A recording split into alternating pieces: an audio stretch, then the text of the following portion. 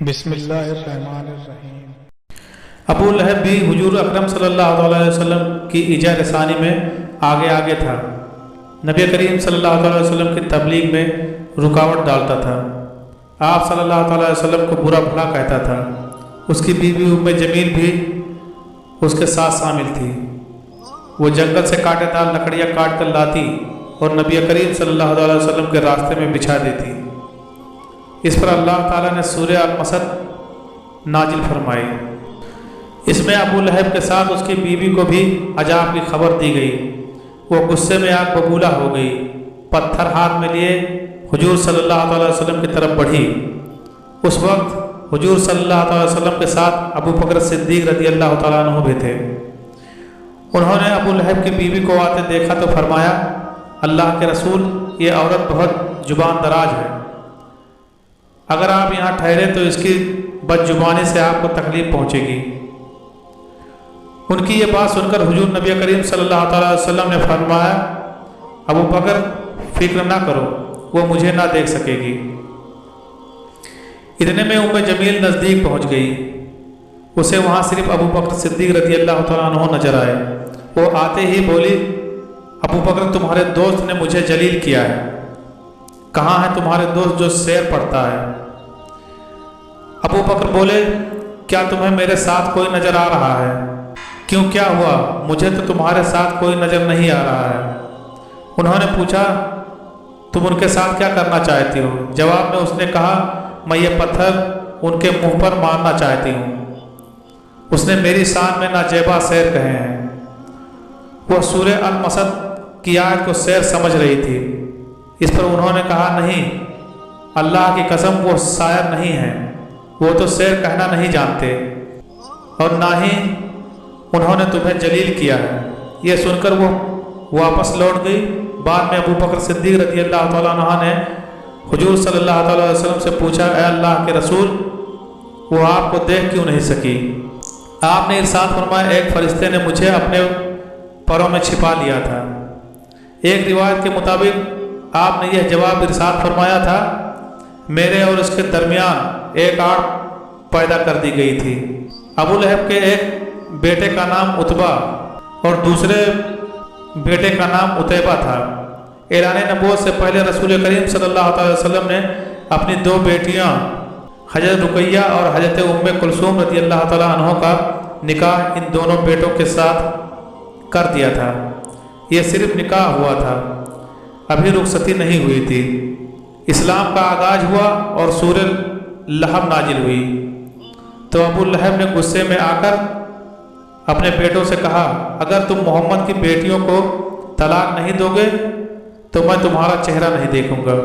چنانچہ ان دونوں نے انہیں طلاق دے دی۔ دیکھا جائے تو آپ صلی اللہ تعالیٰ علیہ وسلم کی بیٹیوں کے لیے اس میں حکمت تھی۔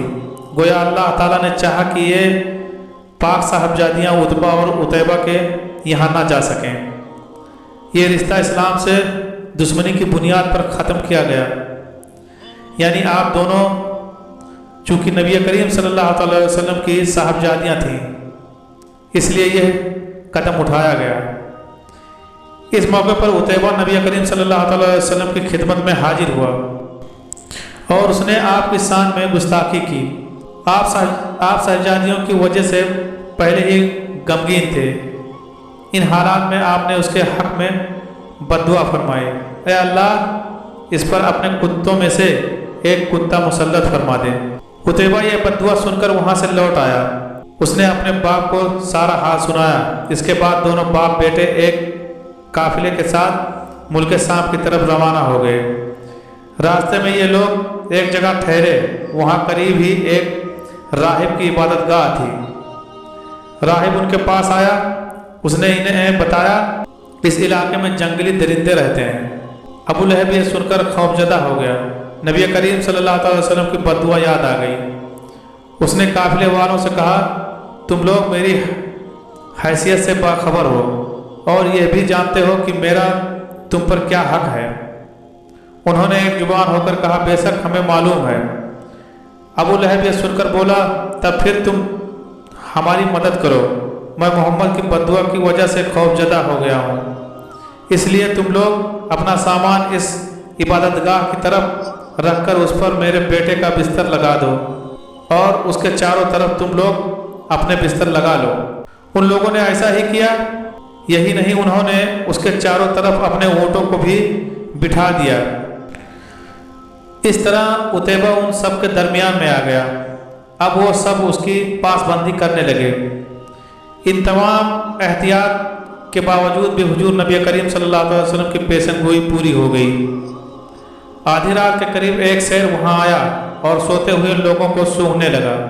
एक एक करके सूंघते हुए वो आगे बढ़ता रहा, यहाँ तक कि वो लंबी छलांग लगाकर उतैबा तक पहुँच गया। बस फिर क्या था, उसने उसे चीर फाड़ कर हलाक कर डाला। तकलीफ पहुँचाने का एक और वाक़या इस तरह पेश आया कि एक रोज़ हुजूर सल्लल्लाहु अलैहि वसल्लम मस्जिद हराम में नमाज पढ़ रहे थे। करीब ही कुछ जानवर ज़िबा किए गए थे। वो लोग अपने बुतों के नाम पर कुर्बानी करते थे। उन जानवरों की एक ओझड़ी अभी तक वहीं पड़ी थी। ऐसे में अबू जहल ने कहा, क्या कोई शख्स ऐसा है जो इस ओझड़ी को मोहम्मद के ऊपर डाल दे? एक रिवायत के मुताबिक किसी ने कहा, क्या तुम यह मंजर नहीं देख रहे हो?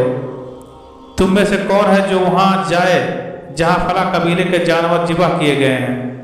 उनका गोबर, लीद, खून और ओझड़ी वहाँ पड़े हैं। कोई शख्स वहाँ जाकर गंदगी उठा लाए और मोहम्मद के सजदे में जाने का इंतज़ार करे।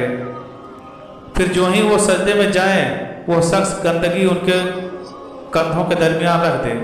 तब मुशरिकों में से एक शख्स उठा, उसका नाम उकबा बिन अबी मुतई था।